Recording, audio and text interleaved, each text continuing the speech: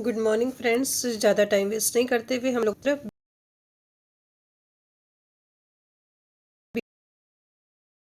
BEd first semester के जो first paper है उसके क्वेश्चन आंसर हम लोग कर रहे हैं। नियर अबाउट 11 हम लोग कर चुके हैं। आज हम लोग क्वेश्चन नंबर 12 पे आएंगे। क्वेश्चन नंबर 12 है, एनी बेसेंट का शिक्षा के विषय में दृष्टिकोण समझाइए।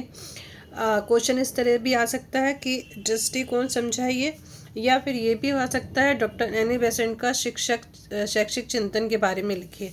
तो क्वेश्चंस क्या होता है, थोड़े से वर्ड्स इधर उधर हो जाते हैं लेकिन आंसर सेम ही रहता है। तो ये आपका लॉन्ग क्वेश्चन है। ये 2020, 22 और 23, ठीक है, इस तरह से आया है। ठीक है, तो एनी बेसेंट का शिक्षा के विषय में दृष्टिकोण समझाइए, एनी बेसेंट का शिक्षा में क्या योगदान है ये समझाइए, या फिर एनी बेसेंट का शैक्षिक चिंतन समझाइए। ये क्वेश्चन घुमा फिरा के एक ही बात पूछते हैं, तो आपको कंफ्यूज नहीं होना है। एनी बेसेंट के बारे में शिक्षक का चिंतन है तो आपको यही लिखना है। ठीक है, तो कुछ नहीं करना है, you have to listen only carefully, और लिखना सब कुछ क्या है अपने से ही लिखना है, रट्टा नहीं मारना है। ठीक है, 2-3 बार रीड करेंगे तो सारी चीज़ें हो जाएगी, because all of you are intelligent person. Okay, now start. चलिए स्टार्ट करते हैं, बहुत टाइम वेस्ट हो गया। डॉक्टर एनी बेसेंट बहुमुखी प्रतिभा की महिला थी। इंग्लैंड से भारत आने के पश्चात इन्होंने भारतीयों के सामाजिक, धार्मिक एवं राजनीतिक उत्थान के लिए अथक परिश्रम किया। इन्हें मालूम था कि भारतीयों में सामाजिक पिछड़ेपन, आर्थिक विपन्नता, धार्मिक अंधविश्वास तथा राजनीतिक दासता जैसी समस्याओं का मूल कारण शिक्षा का अभाव है। भारत की तत्कालीन अंग्रेजी शिक्षा प्रणाली से यह असंतुष्ट थी, इनको समझ में नहीं आई। इन्होंने सर्वप्रथम भारतीयों के लिए भारतीय शिक्षा प्रणाली विकास पर ही बल दिया, साथ ही शिक्षा का प्रकाश जन जन तक पहुंचाने का प्रयास किया। भारत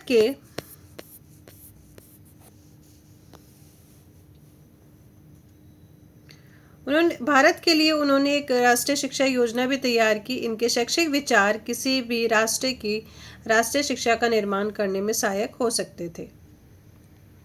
इस प्रकार इनके शैक्षिक विचारों का वर्णन क्रमबद्ध रूप से नीचे लिखा हुआ है। ठीक है, जिसको हम लोग पढ़ते हैं, और आप पॉइंट को आप लोग सिर्फ पॉइंट देखिए, बाकी चीज़ें सुन के अपने में से लिखिए, कोई प्रॉब्लम नहीं है। पेजेस किस तरह से फिल करना है ये आप लोगों को बताइए। एनी शिक्षा का संप्रत्यय यानी concept of education. Annie Besant के अनुसार बच्चों को विद्यालयों में कुछ तथ्य रटवाकर परीक्षा में उत्तीर्ण करवाना ही शिक्षा नहीं है। शिक्षा द्वारा तो उनका शारीरिक, बौद्धिक, भावात्मक एवं आध्यात्मिक विकास होना चाहिए। ये शिक्षा को विकास की एक ऐसी प्रक्रिया के रूप में स्वीकार करती थी जिनके द्वारा मनुष्य की जन्मजात क्षमताओं और शक्तियों को विकसित किया जाता है। इनके अनुसार मनुष्य ही जन्मजात क्षमताओं और शक्तियों को मनुष्य की जन्मजात यानी कि जो जन्म से है उनकी क्षमताएं और शक्ति को विकसित करना ही शिक्षा है। बहुत ही इजी है, 2-3 बार आप रीड करेंगे तो क्लियर हो जाएगा। इस प्रकार ये स्पष्ट हो जाता है कि एनी बेसेंट ने शिक्षा को मनुष्य का सर्वांगीण विकास को साधन के रूप में परिभाषित किया, यानी कि शिक्षा क्या करती है, मनुष्य को तो उसका सर्वांगीण विकास करती है, यानी कि कंप्लीटली उसको डेवलप करती है। अब शिक्षा के उद्देश्य ये भी बहुत ही ईजी है। तो शिक्षा के जो उद्देश्य हैं मोस्टली जो जितने भी थिंकर हैं उन्होंने इसी तरह से दिया है, तो इसको भी आप पॉइंट लर्न करके अपना देख सकते हैं। श्रीमती एनी बेसेंट के अनुसार शिक्षा का लक्ष्य बहुमुखी है। एनी बेसेंट शिक्षा को मनुष्य के सर्वांगीण विकास का साधन मानती थी। ये मनुष्य के भौतिक एवं आध्यात्मिक दोनों प्रकार के विकास पर समान बल देती थी। इनके द्वारा निश्चित शिक्षा के उद्देश्यों को अधोलिखित रूप में क्रमबद्ध किया जा सकता है, जैसा कि आप देख रहे हैं।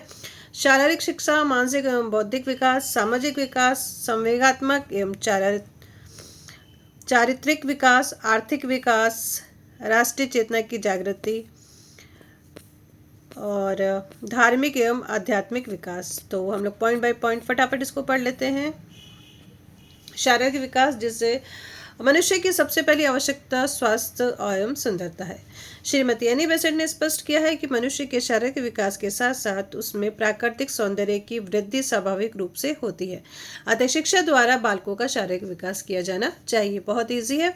मानसिक एवं बौद्धिक विकास, बालक के बालक की निरीक्षण शक्ति, स्मरण शक्ति, तर्क शक्ति तथा निर्णयों एवं विचारों की अभिव्यक्ता आदि बौद्धिक शक्तियों का समुचित विकास करना ही मानसिक विकास का उद्देश्य है। सामाजिक विकास। एनी बेसेंट के शब्दों में शिक्षा का परम कर्तव्य है कि मनुष्य को उच्च कोटि का सामाजिक प्राणी बनाए, उनमें एक दूसरे के प्रति प्रेम, सहानुभूति एवं सहयोग की भावना विकसित करे। दूसरे शब्दों में इसे सामाजिक विकास कहते हैं। संवेगात्मक, जिसका इमोशन से जुड़ा हुआ रहता है, ठीक है। एंड चारित्रिक विकास। एनी बेसेंट ने स्पष्ट किया है कि मनुष्य जो कुछ भी आचरण करता है वह अपने संवेगों के आधार पर करता है, अतः प्रारंभ से ही उसके संवेगों को समाज के आदर्शों के अनुकूल प्रशिक्षित करना चाहिए। इनकी दृष्टि से इसी स्थिति में बच्चे नैतिक आचरण की ओर प्रवृत्त होंगे, यानी कि आगे बढ़ेंगे, और उनमें आत्मबल का विकास होता है तथा वे चरित्रवान बनते हैं। इसके अनुसार यह शिक्षा का उद्देश्य होना चाहिए। इनके अनुसार ये होना चाहिए कि बच्चों का इमोशनल भी थोड़ा सा सही बने, ज़्यादा गुस्सा वुस्सा ना करे। आर्थिक विकास। एनी बेसेंट ने भारत की असली तस्वीर देखी, दीनहीनों की हड्डियों में झांकती गरीबी देखी। भारत को पता नहीं इतना गरीब क्यों दिखाया गया, मतलब जिसे देखो वही कहता है भारत गरीब, भारत गरीब। नहीं, भारत गरीब नहीं है। थोड़ी सी सोच बदल गई है लोगों की, बाकी हमारा भारत बहुत अच्छा है। एनी बेसेंट ने भारत की असली तस्वीर देखी, दीनहीनों की हड्डियों में झांकती गरीबी देखी। इन्हें पता था कि बिना आर्थिक विकास के गरीबी दूर नहीं की जा सकती, जीवन स्तर को ऊंचा उठाया नहीं जा सकता। अतः इन्होंने शिक्षा द्वारा बच्चों को उपयोगी कला कौशल तथा उद्योग एवं व्यापारों की शिक्षा देने पर बल दिया। इसे शिक्षा जगत में आर्थिक विकास का उद्देश्य, व्यवसायिक उद्देश्य तथा रोटी का उद्देश्य अनेक नामों से भी अभिव्यक्त किया जाता है। राष्ट्रीय चेतना की जागृति। इनके अनुसार राष्ट्रीय चेतना का तात्पर्य अपनी जाति, संस्कृति एवं धर्म के प्रति गर्व की भावना और अपने देश के प्रति प्रेम और समर्पण की भावना। भारतवासियों में इस भावना की बड़ी कमी इन्हें दृष्टिगत हुई। ये बहुत गलत बात है, ऐसा कुछ नहीं था। इन्होंने इस बात पर बहुत अधिक बल दिया कि शिक्षा द्वारा बच्चों को अपनी सभ्यता एवं संस्कृति की श्रेष्ठता से अवगत कराया जाए, उनमें उसके प्रति गौरव की भावना का विकास, राष्ट्रीय समर्पण की भावना का विकास किया जाए। धार्मिक एवं आध्यात्मिक विकास। धर्म के प्रति एनी बेसेंट का दृष्टिकोण बहुत उदार था। ये संसार के सभी धर्मों का आदर करती थी तथा धार्मिक अंधविश्वासों की ये बड़ी विरोधी थी। ये मनुष्यों को मानव धर्म की शिक्षा देने पर बल देती थी तथा उन्हें धार्मिक अंधविश्वासों से मुक्त करना चाहती थी। सच्चे मानव धर्म से ही मनुष्य को भौतिक एवं आध्यात्मिक विकास किया जा सकता है। मनुष्य का जो विकास है वो किससे किया जा सकता है? शिक्षा से ही किया जा सकता है। तो शिक्षा सही होगी तो सारी चीज़ें सही होगी।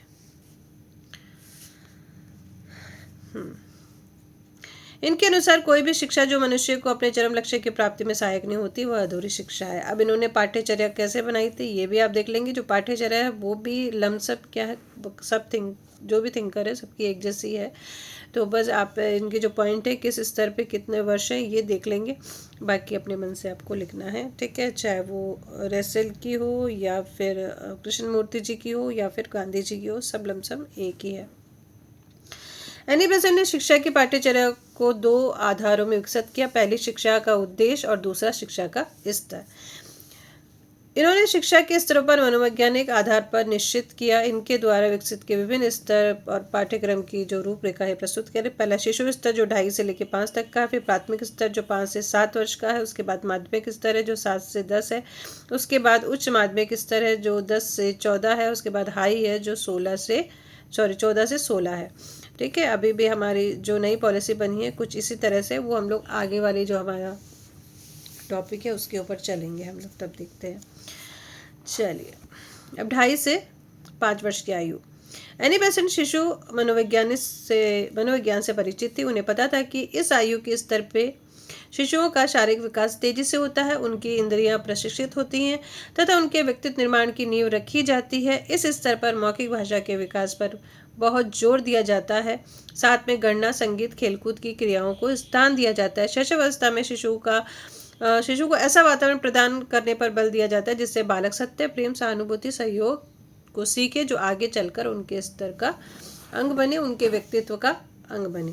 ठीक है, कहते हैं ना कि बच्चा क्या होता है, कच्ची मिट्टी होती है, जैसा आप ढालना चाहो तो ढाल दो। तो इसलिए कहते हैं इनका माइंड क्या होता है, बहुत ही शार्प होता है इस समय। तो जैसा आप करेंगे वैसा ही इनकी मन में भावनाएं उत्पन्न होंगी। अब हमारा आता है प्राथमिक स्तर 5 से 7 वर्ष की। एनी बेसेंट पूर्व बाल्यावस्था के मनोविज्ञान से परिचित होने के कारण ये जानते थे कि इस स्तर पर बालकों का मानसिक विकास तेजी से होता है। इसलिए उन्होंने इस स्तर की पाठ्यचर्या में पढ़ने लिखने, गणित, धार्मिक कहानियाँ, खेलकूद, सफाई और सामाजिक सेवा जैसे कार्यों को बल दिया, स्थान दिया। ये ऐसा होना ही चाहिए। कई स्कूलों में होता है, लेकिन कई स्कूलों में ये चीज़ नहीं होती, क्योंकि पेरेंट्स कहते हैं अरे हमारे बच्चे से ऐसा काम करवाया। वैसे बच्चे को अपना काम खुद करने देना चाहिए। इवेंटेड आजकल तो देखते हैं जो पेरेंट्स होते हैं बच्चों का बैग भी खुद ही उठाते हैं। बच्चों को फिजिकली स्ट्रांग भी होना चाहिए। ठीक है, मेंटली तो होना ही है, फिजिकली भी होना है। खैर, माध्यमिक स्तर 7 से 10। इस अवस्था में बालकों का मानसिक एवं संवेगात्मक विकास तीव्र गति से होता है। इसलिए एनी बेसेंट इस स्तर की पाठ्यचर्या में मातृभाषा के साथ संस्कृत, पाली, अरबी तथा फारसी आदि भाषाएं, इतिहास, भूगोल तथा गणित विषयों का अध्ययन, प्राकृतिक अध्ययन तथा हस्त कौशल शिक्षा को सम्मिलित किया गया। अब तो हस्त कौशल शिक्षा कहीं रह ही नहीं गई है। धार्मिक कहानियों के माध्यम से धर्म की शिक्षा देने के साथ खेलकूद एवं व्यायाम की क्रियाओं को भी सम्मिलित करने को कहा। ये तो मस्ट है, होना ही चाहिए। अब आते हैं उच्च माध्यमिक स्तर, ये है 10 से 14। इस स्तर पर बालकों का शारीरिक, मानसिक और बौद्धिक विकास होता है। इनके संवेगों में स्थिरता आना प्रारंभ हो जाता है। इसलिए इस स्तर पर माध्यमिक स्तर के सभी विषय, मातृभाषा, पाली, फारसी, संस्कृत, अरबी, इतिहास, भूगोल, गणित आदि सभी विषयों तथा प्राकृतिक अध्ययन, हस्तकार्य, खेलकूद, व्यायाम आदि क्रियाओं को सम्मिलित करना चाहिए। साथ ही साथ अंग्रेजी, विज्ञान, प्रारंभिक चिकित्सा एवं समायोजन क्रियाओं को सम्मिलित करना चाहिए। हाँ, ये बात ठीक है, एग्री करते हैं इसके लिए।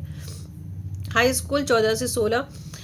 श्रीमती एनी बेसेंट ने हाई स्कूल को 6 भागों में विभाजित करके उसका अलग अलग विषय निर्धारण किया। जैसे सामान्य हाई स्कूल में 3 वर्गों में विभाजित: साहित्य, वैज्ञानिक प्रशिक्षण। साहित्यिक विषयों में मातृभाषा, संस्कृत, पाली, अरबी, फारसी, अंग्रेजी, भौतिक शास्त्र, रसायनिक विज्ञान, बीज गणित तथा रेखा गणित। प्रशिक्षण के लिए मनोवैज्ञानिक शिक्षा शास्त्र, विद्यालय व्यवस्था, शारीरिक शिक्षण, शिक्षण अभ्यास, प्राकृतिक विज्ञान एवं गृह विज्ञान। वाणिज्य के विषय देशी एवं विदेशी भाषाएं, व्यापारिक पत्र, हिसाब किताब, व्यापारिक कानून, टंकन, व्यापारिक इतिहास तथा व्यापारिक भूगोल।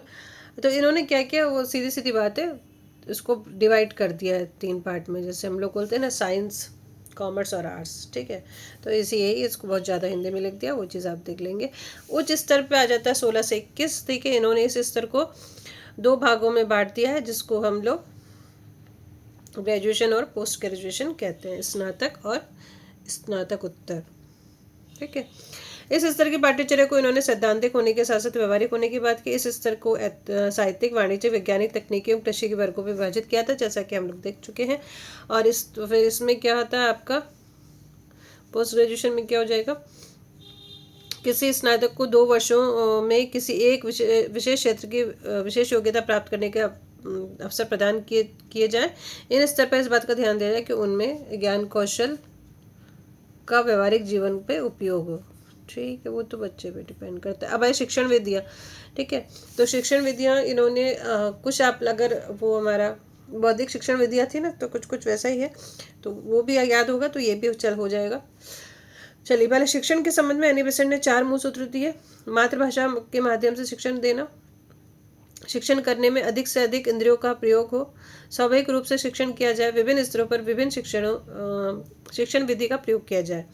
अब इनकी जो शिक्षण विधि वो थी अनुकरण विधि, ठीक है, जिसको फॉलो करना है, निरीक्षण विधि, ऑब्जर्वेशन करना है, क्रिया एवं प्रयोग यानी कि खुद करके देखना है, निर्देशन विधि जैसा कि निर्देश दिया जाए वैसा, व्याख्यान विधि जब टीचर लेक्चर दे, और स्वाध्याय विधि यानी कि हमको अपने खुद से इसका अध्ययन करना है। अब इनका जो थी और भी जो चीज़ें थी शिक्षण विधियाँ, ठीक है, तो शिक्षण विधियों के साथ साथ इन्होंने देखा कि डिसिप्लिन क्या है, कैसे होना चाहिए। तो एनी बेसेंट के दृष्टि में सच्चा अनुशासन वह है जिसमें शिक्षक तथा शिक्षार्थी सभी अपने अंदर की भावना से प्रेरित होकर समाज सम्मत आचरण करते हैं। जैसे समाज में आचरण वैसा ही समाज के प्रतिकूल नहीं, ठीक है, उसके अगेंस्ट नहीं, तथा विद्यालय के नियमों का पालन करते हैं। इस प्रकार के अनुशासन के लिए इन्होंने प्रेमपूर्ण व्यवहार पर बल दिया। ये भाइयाँ दंड को अनुशासन नहीं मानती, यानी कि कोई भी पनिशमेंट नहीं देना है, दूसरे शब्दों में ये किसी भी प्रकार के दंड के प्रयोग का विरोध करती हैं, जिससे ये स्पष्ट होता है कि आत्म अनुशासन की पक्षधरती, यानी कि अनुशासन कैसे हो, खुद में हो, चाहे वो टीचर हो या फिर कोई स्टूडेंट हो। अब टीचर कैसा होना चाहिए? भारत की गुरु शिष्य परंपरा में एनी बेसेंट बहुत प्रभावित थे। इनका विचार था कि शिक्षा को ज्ञानी के साथ साथ धार्मिक एवं आध्यात्मिक प्रवृत्ति का होना चाहिए। सदाचारी तथा विद्यार्थियों के लिए एक आदर्श रूप में होना चाहिए। शिक्षक को अपने विद्यार्थियों के साथ प्रेम तथा सहानुभूति व्यवहार करना चाहिए। तो आप भी बहुत इजीली कर सकते हो, लिख सकते हो, ठीक है, इसलिए रीड ही करना है इसको। छात्रों के सर्वांगीण विकास के लिए प्रयास करना चाहिए। शिक्षक से इनकी अपेक्षाएं थी कि वे समाज में अशिक्षित व्यक्तियों को साक्षर करें, उन्हें बुराइयों से बचाकर अच्छाइयों की ओर अग्रसित करें और उन्हें जीवन के स्तर की कला से प्रशिक्षित करें। अब विद्यार्थी कैसा होना चाहिए? एनी बेसेंट आदर्शवादी विचारधारा से प्रभावित थी, इसलिए बालक को एक ऐसे देवी प्राणी के रूप में मानती है। विद्यार्थियों को ब्रह्मचर्य व्रत का पालन का उपदेश उन्होंने दिया। इनका विचार था कि विद्यार्थियों को मन वचन कर्म पर नियंत्रण रखना चाहिए। इनमें अध्ययन की तीव्र इच्छा होनी चाहिए। शिक्षकों के प्रति श्रद्धा तथा स्वाध्याय के प्रति रुचि होनी चाहिए। इन्होंने विद्यार्थियों को सादा जीवन उच्च विचार का उपदेश दिया। विद्यालय कैसा होना चाहिए? एनी बेसेंट आदर्शवादी विचारधारा से प्रभावित होने के कारण भारतीय गुरुकुलों से प्रभावित थी। इन्होंने विद्यालय को समाज की बुराइयों से दूर प्रकृति के सुरम्य गोद में ले जाने स्थित होने का समर्थन किया, जैसे कि हमारे रविन्द्रनाथ टैगोर और गांधी जी ने भी किया। विद्यालय के संबंध में एनी बेसेंट का प्रसिद्ध नारा है, जंगल की ओर लौटो, अर्थात गुरुकुल की ओर वापस चलो। इनके अनुसार विद्यालय का समय प्रातः 7 बजे से 6:30 बजे तक होना चाहिए। इन्होंने विद्यालय के समय सारणी निश्चित करते हुए कहा, प्रातः 7 से 10 तक विषय शिक्षण, 10 से 2 तक अवकाश, फिर 2 से 4 तक क्रियात्मक कार्य और 4 से 6 खेलकूद होना चाहिए। बहुत ही अच्छा इन्होंने बनाया, ठीक है। लेकिन हमारी गवर्नमेंट क्या कहती है? ज़्यादा लिखित पे ध्यान देती है, ठीक है। रिटर्न कितना चाहिए, स्किल तो बाद में देखती है, सब वैसा ही है। चलिए, अब इनके शिक्षा के जो अन्य पक्ष हैं इसको आप लोग पढ़ लेंगे खुद से, ओके, तो इसको पढ़ लीजिएगा आप लोग। अब ये आते हैं हम लोग राष्ट्रीय एकता और भावात्मक एकता। ये शॉर्ट है हमारा, और ये शॉर्ट अब हो सकता है कि आ जाए, वैसे शायद आ चुका है, ये क्वेश्चन 16 या 17 का है, कोई बात नहीं। राष्ट्रीय एकता और भावात्मक एकता। राष्ट्रीय एकता का तात्पर्य राष्ट्र के संपूर्ण निवासियों में विचारों और भावना की एकता से है, ठीक है। और इसमें किससे है? भावात्मक एकता से तात्पर्य उस भावना के विकास से है जो किसी राष्ट्र के निवासियों को रक्त, वर्ण, धर्म, जाति, स्थान, खान पान, रहन सहन, रीति रिवाज, मूल्य, मान्यताओं में भिन्नता रखते हुए संवेगात्मक रूप से एकता के सूत्र में आबद्ध करती है। यानी कि डिफरेंस है सब में, लेकिन फिर भी हम क्या है? एक है। तो ये क्या है? भावात्मक एकता।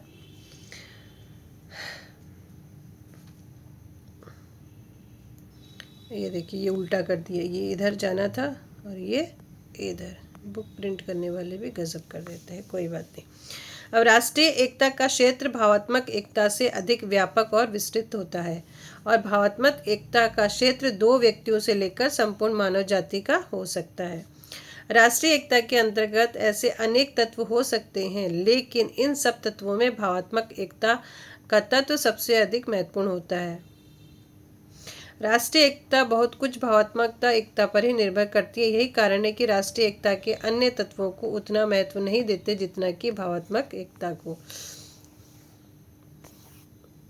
ये शॉर्ट में क्वेश्चन आएगा।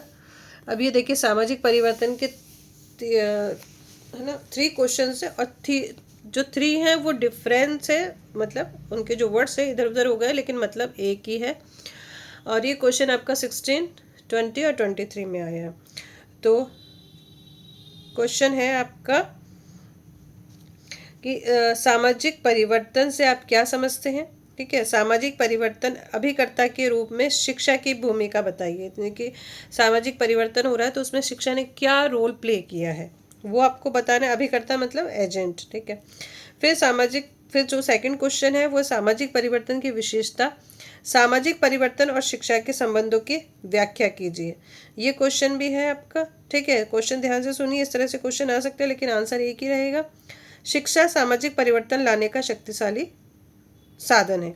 तो ऑल ओवर इसमें क्या हो रहा है, सामाजिक परिवर्तन और शिक्षा को हमें आपस में संबंध बताना है, ठीक है। ये 3 क्वेश्चन हो गए आपके इस तरह से।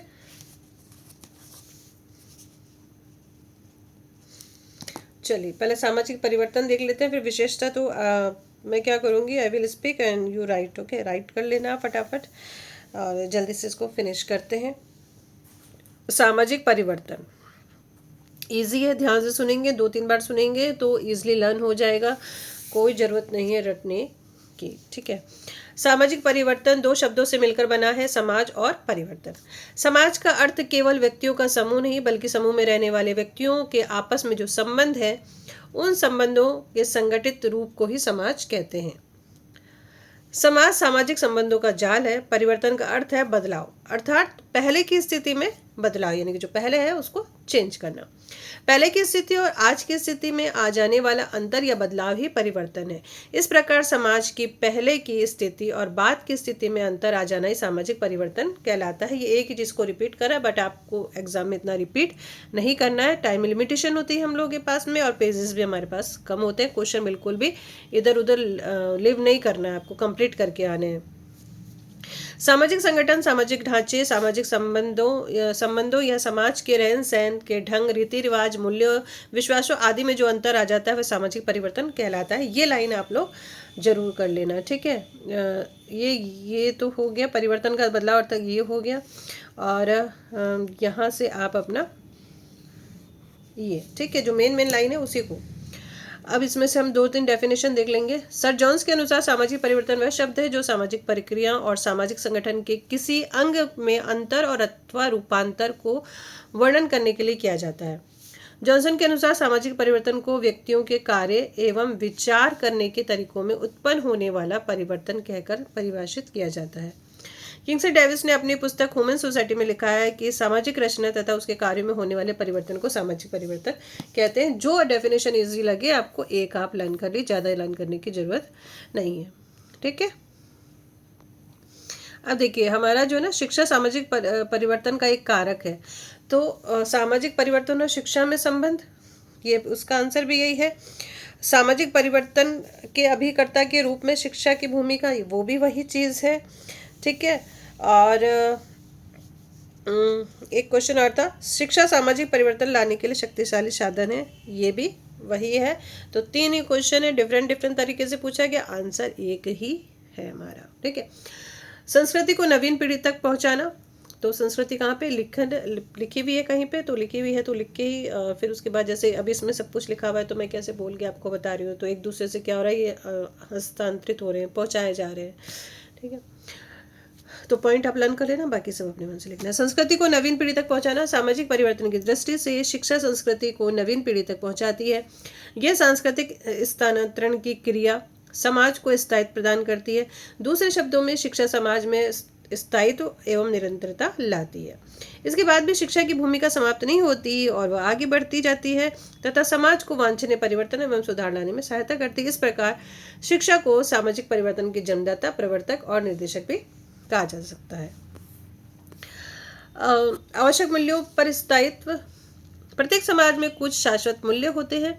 इन्हीं मूल्यों के बल पर समाज स्थायित्व प्राप्त करता है। जब किसी सामाजिक परिवर्तन के कारण इन स्थायी मूल्यों में कुछ परिवर्तन आ जाता है तो सामाजिक संगठन विघटित होने लगता है। तो इन परिस्थितियों में शिक्षा उन मूल्यों का संरक्षण करती है, आगे आने वाली पीढ़ी को उससे अवगत कराती है। शिक्षा व्यक्तियों को इस प्रकार प्रभावित करती है कि वे स्थायी मूल्यों में विश्वास रखते हुए सामाजिक परिवर्तन को स्वीकार करें, ठीक है। अब है शिक्षा एक परिवर्तनशील कारक के रूप में। समाज में प्रतिदिन कुछ नवीन परिवर्तन होने के कारण कुछ व्यक्ति इन परिवर्तनों को अपना लेते हैं और कुछ नहीं अपनाते हैं। शिक्षा नवीन विचारों एवं धारणाओं के प्रचार एवं प्रसार का महत्वपूर्ण साधन है। भौतिक एवं अभौतिक परिवर्तन होने पर शिक्षा प्रचार, प्रसार तथा सामाजिक परिवर्तन लाती है। शिक्षा उचित वातावरण का निर्माण कर सामाजिक परिवर्तनों को ग्रहण करने के लिए व्यक्तियों को मानसिक रूप से तैयार करती है। शिक्षित वर्ग सामाजिक परिवर्तनों को पहले अपनाते हैं तथा अन्य लोग बाद में स्वीकार करते हैं। ठीक है, अभी जैसे बहुत सारी चीज़ें हो रही है हमारे समाज में। पॉइंट आप देखिए, मैरिज को लेके देख लीजिए, पहले सिस्टम अलग थे कुछ, अब कुछ अलग हो गए, अब सब चीज़ें एक्सेप्ट की जा रही है। तो एजुकेटेड है वो पहले कर रहे हैं और बाकी लोग भी बाद में कर रहे हैं, सब जगह हो रहा है। तो शिक्षा है परिवर्तन का एक कारण है। नए परिवर्तनों के संबंध में सहायक शिक्षा द्वारा समाज की बुराइयों को दूर करके सामाजिक सुधार लाने का प्रयास किया जाता है। सामाजिक सुधार लाने के लिए नए नए सामाजिक परिवर्तनों के अभियान भारत में चलाए गए, जिससे अनेक महत्वपूर्ण सामाजिक परिवर्तन हुए। नवीन सामाजिक परिवर्तन के लिए जो आंदोलन हुए उनमें बाल विवाह निषेध, सती प्रथा निषेध, भ्रूण हत्या, विधवा विवाह प्रमुख है। सामाजिक परिवर्तन की शिक्षा, सामाजिक परिवर्तन का ज्ञान जन जन तक पहुंचाने के लिए हम शिक्षा व शिक्षा के अन्य साधनों का प्रयोग करते हैं। आवश्यक सामाजिक परिवर्तन ज्ञान हो जाने पर जनता ही सामाजिक परिवर्तनों की योजना में सहयोग देती है। दैट इज ट्रू, ये तो सही बात है। ज्ञान के क्षेत्रों में विकास, शिक्षा द्वारा व्यक्ति विभिन्न क्षेत्रों में बिखरे ज्ञान को प्राप्त करता है तथा पुनः उस ज्ञान को प्रत्येक क्षेत्र में नवीन अनुसंधानिक कार्य हेतु प्रयोग करता है। ठीक है, यानी खोज करता है वो नवीन बातों की खोज करके पहले भौतिक संस्कृति बाद में अभौतिक संस्कृति में परिवर्तन लाता है। इस प्रकार शिक्षा सामाजिक परिवर्तन के एक कारक के रूप में है। परिवर्तन के विरोध को दूर करना, समाज में कुछ ऐसे कारक होते हैं जो सामाजिक परिवर्तन लाने में सक्रिय होते हैं, वहीं कुछ कारक ऐसे भी होते हैं जो परिवर्तन में बाधा होते हैं। शिक्षा परिवर्तनों के महत्व को स्पष्ट करके उनका प्रसार उनके विरोधी कारकों को दूर करती है। प्रसार करके उनके जो विरोधी कारक है उनको दूर करते हैं। परिवर्तनों की समीक्षा, सभी परिवर्तन प्रगतिशील नहीं होते, इसमें कुछ वांछनीय होते हैं और कुछ अवांछनीय। शिक्षकों का समूह समीक्षा द्वारा ये निर्धारित करता है कि कौन सा परिवर्तन वांछनीय है, यानी कि कौन सा जरूरी है और कौन सा नहीं है। शिक्षा ही उन मूल्यों को निश्चित करती है जिसके आधार पर परिवर्तनों की समीक्षा होती है। शिक्षा द्वारा ही वांछित मूल्यों को प्रोत्साहित किया जाता है।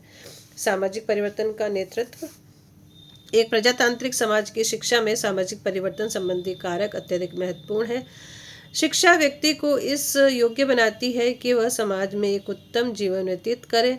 यह तभी संभव हो सकता है जबकि उसमें समाज के अंदर फैली कुरीतियों को दूर करने की तथा समाज में आवश्यक प्रगतिशील परिवर्तन लाने की शक्ति विद्यमान हो। ये पॉइंट आप लोग लर्न करेंगे, ये हमारा क्वेश्चन था। ठीक है, अब ये शॉर्ट भी हो सकता है, लॉन्ग भी हो सकता है कि सामाजिक परिवर्तन के बाधक कार्य, यानी कि सामाजिक परिवर्तन लाने में कौन कौन सी जो चीज़ें हैं वो क्या है। तो पॉइंट है हमारा निहित स्वार्थ, सांस्कृतिक जड़ता, नवीनता का भय, पृथकता की मात्रा, राजनीतिक कारक, कानूनी कारक, धार्मिक संकीर्णता और उचित शिक्षा का अभाव। तो ये पॉइंट आप जब देख लेंगे, 2-3 बार इसको पढ़ लेंगे तो चीज़ें क्लियर हो जाएगी। ठीक है, ये कैसा हो सकता है, ये शॉर्ट भी हो सकता है और लॉन्ग भी हो सकता है, दोनों हो सकते हैं, इसका कहा नहीं जा सकता है। शॉर्ट होगा तो शॉर्ट में लिखना है, लॉन्ग होगा तो लॉन्ग में करना है। ठीक है, सामाजिक परिवर्तन क्या है वो हम लोग देख चुके हैं। अब सामाजिक परिवर्तन के बाधक कारक है निहित स्वार्थ, यानी कि खुद का ही देखना स्वार्थ है। ठीक है, दूसरों का नहीं देखना है। लोगों के निहित स्वार्थ सामाजिक परिवर्तन में बाधा है। ऐसे लोग परिवर्तन को पसंद नहीं करते तथा नवीनता और परिवर्तन का विरोध करते हैं। ऐसे लोगों के लिए समाज का कोई हित महत्व नहीं रखता, अपना हित ही उनके लिए सर्वोपरि होता है। अपना स्वार्थ पूरा करने के लिए भोली भाली जनता को मूर्ख बनाते हैं और इस तरह के हथकंडे अपनाते हैं। ये कोई जरूरी नहीं था लिखना, लेकिन लिख दिया तो कोई बात नहीं। सांस्कृतिक जड़ता, सांस्कृतिक जड़ता का अर्थ पूर्वजों से प्राप्त किए उन मूल्यों, विश्वासों और परंपरा से जिनके कुछ लोग अंधभक्त हो जाते हैं। ठीक है, अगर ये काम करना है तो करना ही है, तथा जिन्हें वे किसी भी स्थिति में छोड़ना नहीं चाहते। दूसरे शब्दों में उनमें सांस्कृतिक जड़ता की भावना उत्पन्न हो जाती है। ऐसे लोग उन सभी बातों का विरोध करते हैं जिन्हें स्वीकृत आदर्शों, मान्यताओं तथा परंपराओं को ठेस पहुंचती है। जिस समाज में सांस्कृतिक जड़ता जितनी अधिक पाई जाती है उस समाज में परिवर्तन का विरोध उतना अधिक होता है। ये बात है। अभी गांव में भी ऐसी कुछ चीज़ें अभी है जिनका आप विरोध नहीं कर सकते। ठीक है, लोग उसी में समाये हुए हैं। नवीनता का भय, आगबन और निमकाफ के अनुसार समाज में अधिकतर लोग ऐसे होते हैं जो केवल उस प्रकार का ही जीवन बिताना चाहते हैं जैसा कि बिताते आए हैं। अधिकतम बड़ी आयु के लोग कोई परिवर्तन नहीं चाहते तथा नवीन बातों को अपनाने का भय अनुभव करते हैं। मतलब वो नहीं कि अगर सोचते चेंज आ जाएगा तो कुछ ना कुछ गड़बड़ हो जाएगी। नवीन क्रियाओं, विचारों और वस्तुओं को ग्रहण करने के लिए लोग भयभीत होते हैं। कहीं वे विषय में अहित कर सिद्ध न हो जाएं। कुछ लोग इतने दृढ़ अंधविश्वासी होते हैं कि किसी भी मूल्य पर किसी नवीन तथ्य को स्वीकार करने को राजी नहीं होते। विभिन्न प्रकार की भ्रांतियां उन्हें हर समय घेरे रहती है। पृथकता की मात्रा। प्रत्येक समाज अपने अस्तित्व को बनाए रखने के लिए अपने को दूसरों से अलग रखता है। ठीक है, एक ग्रुप दूसरे ग्रुप से अलग रखता है अपने को, अर्थात दूसरे ग्रुप की संस्कृति के संपर्क में नहीं आता। उदाहरण के लिए भारत में निवास करने वाली पिछड़ी हुई जातियों के लोग समाज के अन्य वर्गों से पृथकता की मात्रा जितनी अधिक होगी, सामाजिक परिवर्तन का विरोध उतना ही किया जाएगा। पृथकता की ये मात्रा दिन प्रतिदिन कम होने की बजाय निरंतर बढ़ती ही जा रही, जो निसंदेह भविष्य के लिए चिंता का विषय है। अलगाव की इस भावना को हमें किसी भी प्रकार नियंत्रित करना होगा। हाँ, कुछ जगह ऐसा है। राजनीतिक कारक। समाज में अधिकतर परिवर्तन राजनीतिक कारणों से होते हैं। राजनीतिक स्थिरता से समाज में निरंतर स्थायित्व आता है, जबकि अस्थिरता सामाजिक परिवर्तन को जन्म देती है। हिटलर के अधिनायकवाद, ठीक है, हिटलरशाही जिसको आप लोग बोलते हैं, साम्यवाद क्रांति, बांग्लादेश का जन्म, भारत का विभाजन, अमेरिका पर आतंकवादी आक्रमण तथा राजनीतिक घटनाओं ने समाज को गंभीर रूप से प्रभावित किया। स्वतंत्र भारत में प्रजातांत्रिक व्यवस्था को स्वीकार किया गया और इस व्यवस्था ने भारतीय जीवन में बहुत परिवर्तन किया। ठीक है, और जहाँ पे नहीं होता है, नहीं करने देते तो नहीं करने देते हैं। ठीक है। कानूनी कारक। सरकार द्वारा बनाए गए कानून जहाँ एक और सामाजिक नियंत्रण बढ़ाने में सहायक होते हैं, वहीं दूसरी ओर सामाजिक परिवर्तन में भी सहायक होते हैं। भारत में कानून के द्वारा जमींदारी प्रथा का अंत करके, दास्ता एवं शोषण का समाप्त करके, लड़कियों की विवाह की आयु निश्चित कर देते तथा बाल विवाह, बहुविवाह, सती प्रथा को दंडनीय अपराध घोषित करके, छुआछूत समाप्त करके देश नागरिक में जीवन में बहुत बड़ा परिवर्तन लाए हैं। हमारे देश में कुछ कानूनी लचीली होने के कारण इसे कुछ लोग गलत फायदा उठाने में भी हिचकिचाते नहीं है, तो ये तो कोई वो रीज़न नहीं हुआ। अब धार्मिक संकीर्णता। भारत समाज में व्याप्त धार्मिकता भावना व्यक्ति को नवीन विचारधाराओं को अपनाने से रोकती है। धार्मिक रूढ़ितावादी सामाजिक परिवर्तन में बाधा डालती है। ठीक है। उच्च शिक्षा का अभाव, ये तो ठीक है। समाज में उच्च शिक्षा का विस्तार न होने के कारण भी सामाजिक परिवर्तन प्रक्रिया सुचारू रूप से नहीं हो पाती। ठीक है। अब ये है हमारा शॉर्ट है, इसमें शॉर्ट हमारा क्वेश्चन है। क्वेश्चन था हमारा कि क्वेश्चन क्या था? पुरुषार्थ। था भारतीय दर्शन में पुरुषार्थों को स्पष्ट कीजिए। ठीक है, भारतीय दर्शन में पुरुषार्थों को स्पष्ट कीजिए। तो बुक में तो बहुत ही शॉर्ट आंसर है, ज़्यादा आंसर नहीं है इसका लेंदी। ये 2023 शॉर्ट क्वेश्चन, भारतीय दर्शन में वर्णित पुरुषार्थों को स्पष्ट कीजिए। तो पुरुषार्थ कितने हैं? 4 हैं। इन चारों को हमें एक्सप्लेन कर देना है। ठीक है, चलिए। पुरुषार्थ के 4 प्रकार हैं। ये भारतीय दर्शन में मानव जीवन के 4 मुख्य लक्ष्यों और उद्देश्यों को दर्शाते हैं। धर्म में नैतिक कर्तव्य और धार्मिकता शामिल है। अर्थ, ठीक है, ये क्या है? ये वही है। ठीक है, धर्म। अर्थ क्या है? भौतिक समृद्धि और सुरक्षा से संबंधित है, यानी धन से। काम क्या है? सुख और आनंद की खोज। और मोक्ष क्या है? आत्म साक्षात्कार और जन्म मृत्यु के चक्र से मुक्ति है। फर्स्ट आ जाते हैं धर्म में, ये शॉर्ट का ही आंसर है। ये पुरुषार्थों में सबसे आधारभूत और नैतिक और धार्मिक जीवन पर बल देता है। इसमें सत्य, अहिंसा, करुणा और समाज के प्रति कर्तव्यों का पालन करना शामिल है। अर्थ क्या है? ये जीवन यापन, जैसे आप अर्निंग करते हो ना, पैसे से संबंधित है। अर्थ ये जीवन यापन और समृद्धि की प्राप्ति को दर्शाता है, जिसमें धन, सफलता और सुरक्षा प्राप्त करना शामिल है। अर्थ का लक्ष्य एक आरामदायक और सुरक्षित जीवन जीना है। काम क्या है? ये इच्छाओं, सुखों के आनंद की खोज है, जिसमें भावनात्मक और संवेदी अनुभव शामिल हैं। ये जीवन में आनंद लेने और संतुलन बनाए रखने के महत्व पर बल देता है। ठीक है, और संतानोत्पत्ति इसका एक बोल सकते हैं कि इसका लक्ष्य भी बोल सकते हैं, संतानोत्पत्ति बट आफ्टर मैरिज। ओके। मोक्ष है ये पुरुषार्थ का अंतिम लक्ष्य है, जो आध्यात्मिक मुक्ति और जन्म व मृत्यु के चक्र से स्वतंत्रता है। लास्ट में कहते हैं कि इंसान सब कुछ ये कर लेता है, उसके बाद वो मोक्ष को प्राप्त होता है, यानी कि ये सारी चीज़ें किससे रिलेट करती है, हमारे जो आश्रम्स बनाए गए थे ना उससे। ठीक है, तो लास्ट में क्या बोलते हैं आपका वानप्रस्थ आश्रम, तो आप वन में जाइए, मोक्ष की प्राप्ति करिए, तो वही। ठीक है, मोक्ष क्या है, ये पुरुषार्थ का अंतिम लक्ष्य है जो आध्यात्मिक मुक्ति और जन्म व मृत्यु के चक्र से स्वतंत्रता है।